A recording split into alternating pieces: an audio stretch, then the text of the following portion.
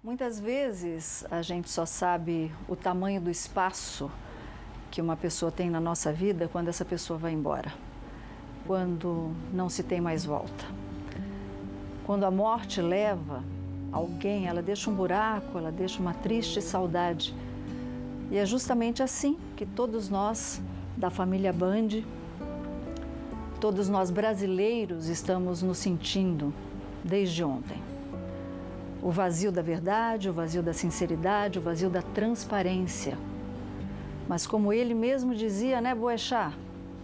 Toca o barco. Toca o barco porque é a vida que segue em frente. Luquinha, o que tem no programa hoje? Sol, Bolsonaro recebe alta de unidade semi-intensiva e é transferido para apartamento do hospital e o horário de verão termina neste fim de semana. Que tal tirar suas dúvidas ao vivo com a gente? Fique à vontade. Aí você aproveita para perguntar e também participar dos prêmios. Tem um kit Tracta para você ficar mais linda ainda. Você vai curtir, compartilhar a fotinho e concorre no Face. Tá no Instagram, o delicioso kit Cooper. Você vai curtir a postagem, marcar 2 amigos e conversar com a gente por lá também. Fique à vontade para fazer sua pergunta, porque hoje é dia do seu direito.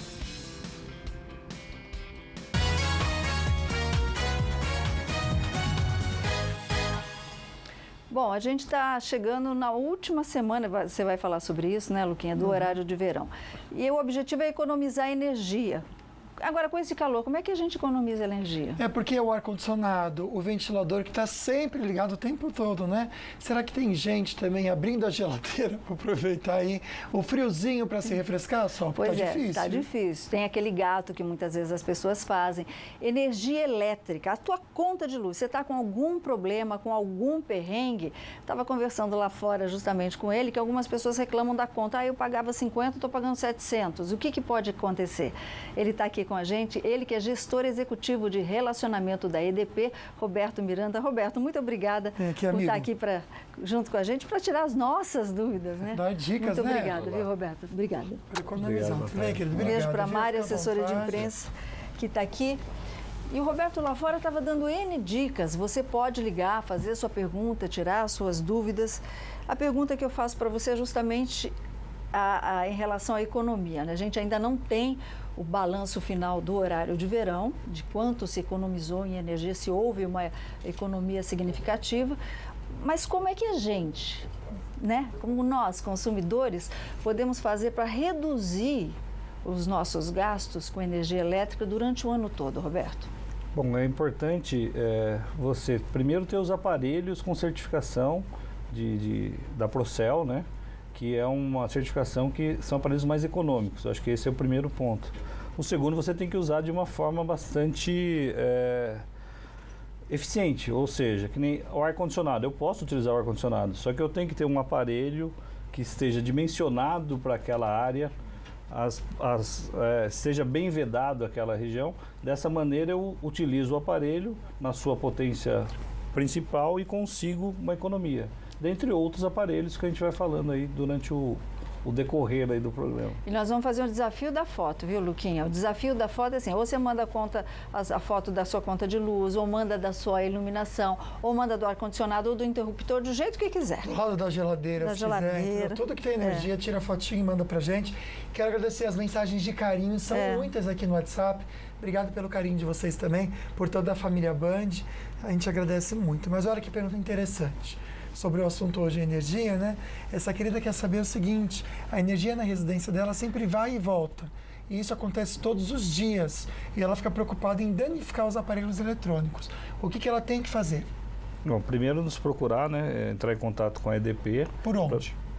Pelo telefone, pode ser pelo 0800 721 0123, ou os canais digitais, edponline.com.br, ou aplicativo, ou até a nossa agência física.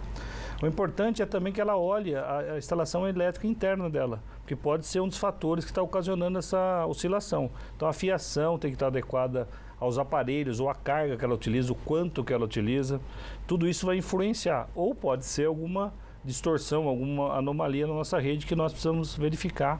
Então por isso é importante que ela nos procure para a gente fazer essa inspeção. Perfeito. Ok, bom, você comentou sobre o ar-condicionado, tem gente perguntando assim, se eu ligar o ar-condicionado e a porta estiver aberta, corre o risco de um curto-circuito? Daqui a pouquinho a gente vai saber, Luquinha. Porque agora a gente vai ficar bem informado também e com carinho também rever algumas imagens, notícias da redação.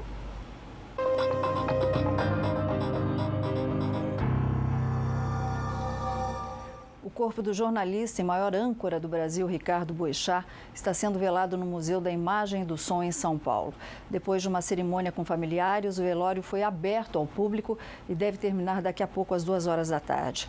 O repórter Israel Goldenstein tem as informações. Boa tarde, Israel. Boa tarde, Sol. Boa tarde, Lucas. E boa tarde a você também, nosso amigo aqui do Falando Nisso. Uma tarde triste. Hoje o jornalismo perde muito com a morte de Ricardo Boechat.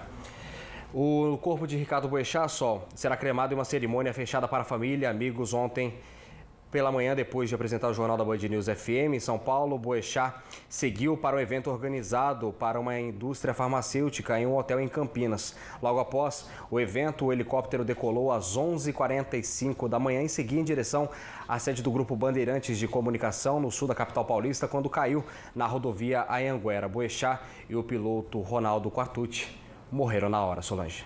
Pois é, e claro que nós não poderíamos deixar de conversar com ele, ele que compartilhava todos os dias a bancada do jornal da Band News FM com o Ricardo Boechat. Estou falando do nosso querido Eduardo Barão, que está ao vivo conosco aqui por telefone. Eduardo, você estava falando com muita propriedade ontem quando se despediu do ar. Não tem mais o que falar. Eu queria que você contasse um pouquinho da sua trajetória com o Boechat e a Band News daqui para frente. Boa tarde. Muito obrigado, Solange. Boa tarde para você, para o Lucas, para todo mundo que está acompanhando a gente. É sempre um momento muito doloroso falar de um amigo, de um parceiro, de um companheiro de trabalho, né? Alguém que esteve junto com você todos os dias durante 13 anos. É algo muito difícil, ainda mais da forma que tudo aconteceu. Até ontem de manhã ele estava comigo no estúdio, conversando, tocando o noticiário matutino, e aí do nada pega um helicóptero, vai para Campinas e na volta acontece a tragédia, né? É muito difícil, muito complicado. A gente sabe que o Boechat deixou uma marca no jornalismo brasileiro, deixou uma marca no país. Estou saindo agora aqui do velório, terminando o velório daqui a pouco, e a fila de pessoas que vêm aqui dar um último abraço, chorar junto, de alguma forma sentir abraçada, né? É comovente. São pessoas ricas, pobres, de faixas sociais diferentes, de idades diferentes, de gostos diferentes, de formas de pensar diferentes até do Boechat, mas que eu respeitava e eu admirava também por isso. Entendi. Barão, saíram algumas notícias hoje sobre a cadeira de Boechat, que será aposentada na Band News FM. Eu queria que você falasse sobre isso. Essa é uma decisão nossa lá interna, né? É sempre muito complicado você pensar no dia seguinte a tragédia, né? Mas a cadeira onde ele sentou a vida inteira, ali na minha frente, ninguém nunca mais vai sentar. É óbvio que é uma singela homenagem, uma lembrança, né? Assim como jogadores de futebol, de basquete, têm a camisa aposentada, a gente decidiu preservar a cadeira que ele sentou ao longo dos últimos 13 anos ali no estúdio da rádio. Então, aquela é a cadeira do Boechat. Entendi. Barão, nosso coração com você, como você mesmo disse, tem horas que não existem palavras, existem só os sentimentos. Toda a família Band deseja muita, mas muita força para todos vocês da Band News FM. Muito obrigado, Sol. Muito obrigado. Um abraço para todo mundo aí. E como ele gostava de falar, vamos tocar o barco que não tem outro jeito. Uma boa tarde a todos. Obrigada, Barão. Bom, e o piloto Ronaldo Quartucci tinha 56 anos, vamos colocar a imagem deles, e deixa 2 filhos. Ele era o dono da empresa RQ Serviços Aéreos Especializados e prestava serviços com helicóptero que caiu nesta segunda-feira. E o acidente que matou Ricardo Boechat e o piloto, como nós vimos, foi na rodovia Anhanguera, na Grande São Paulo. A aeronave sofreu uma pane, bateu num caminhão ao tentar um pouso de emergência e acabou explodindo.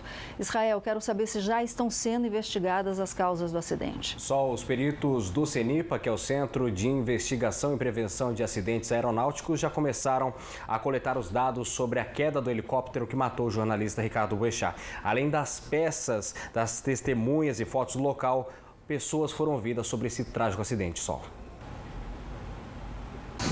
Acabou de cair o helicóptero aqui na Anhanguera. Meu Deus. Os momentos logo após a tragédia foram registrados por várias pessoas que passavam pela rodovia. Cara, dá uma olhada, a gente tá passando o rodoanel aqui agora, caiu o helicóptero, agora caiu, a gente tava passando, caiu, velho. Olha que loucura. Motoristas que dirigiam pelo sentido contrário gravaram a fumaça que saía do helicóptero. Outro vídeo mostra a área depois da chegada do resgate. No chão, ao lado do caminhão atingido, ficou a cauda da aeronave. A frente do veículo ficou destruída com o impacto. Nessas imagens dá para ver pessoas ajudando o motorista do caminhão que ficou preso dentro da cabine. Ele foi socorrido com ferimentos leves.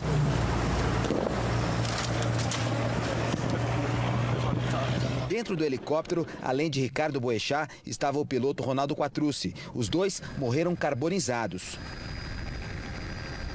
A aeronave era utilizada como táxi aéreo e trazia Boechat de Campinas, onde havia feito uma palestra, para a sede do Grupo Bandeirantes, onde o jornalista trabalhava, quando apresentou uma pane no ar ao sobrevoar a rodovia que liga a capital ao interior do estado. De acordo com testemunhas já ouvidas pela polícia, o piloto do helicóptero tentou fazer um pouso forçado na alça de acesso do rodoanel para a rodovia Anhanguera, mas acabou batendo de frente neste caminhão que havia acabado de passar pela praça de pedágio. Segundo os relatos, mais uma vez, isso aqui eu tenho de acordo com os relatos que foram levantados aqui.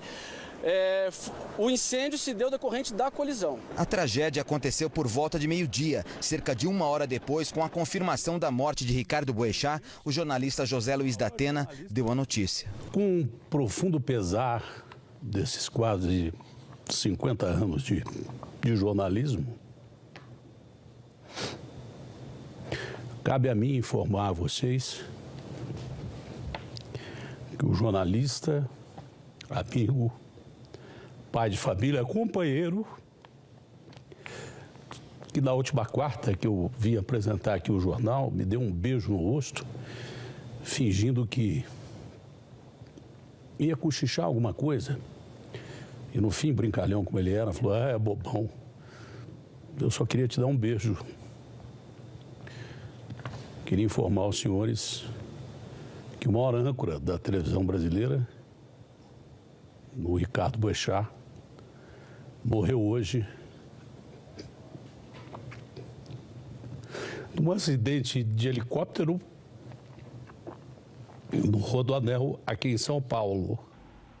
Uma notícia que a gente nunca queria ter ouvido, Luquinha. Com certeza, só muito trágico mesmo, né? Conversar com o Israel agora sobre as estradas. Tudo tranquilo, Israel?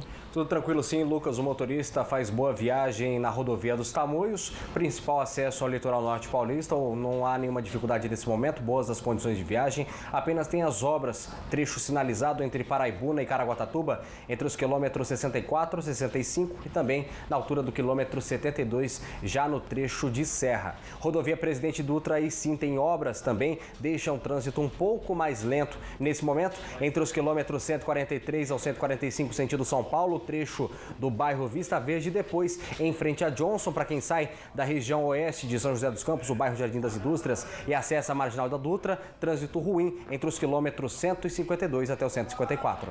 Obrigado, Céu. Tem imagens aqui para quem aguarda a balsa em São Sebastião. Tanto em São Sebastião, em Ilhabela, apenas 30 minutos de espera para o motorista. E a Defesa Civil faz alerta de chuva forte em toda a região. Bora conferir como que fica a previsão do tempo para agora à tarde, mas eu já adianto que é de chuva forte em quase toda a região mesmo. Em Monteiro Lobato, a máxima hoje é de 25 graus, chuva agora à tarde por lá, o mesmo aqui no Vale, em São José dos Campos, máxima de 32, em São Luís do Paraitinga, máxima de 31 e Cunha, máxima de 30 graus. No litoral, máxima de 35, tanto em Ubatuba quanto em São Sebastião, com previsão de chuva agora para a tarde em todo o litoral, em Taubaté também. E o interessante garante sol para quem está cansado de temperatura muito alta é que vai cair, viu?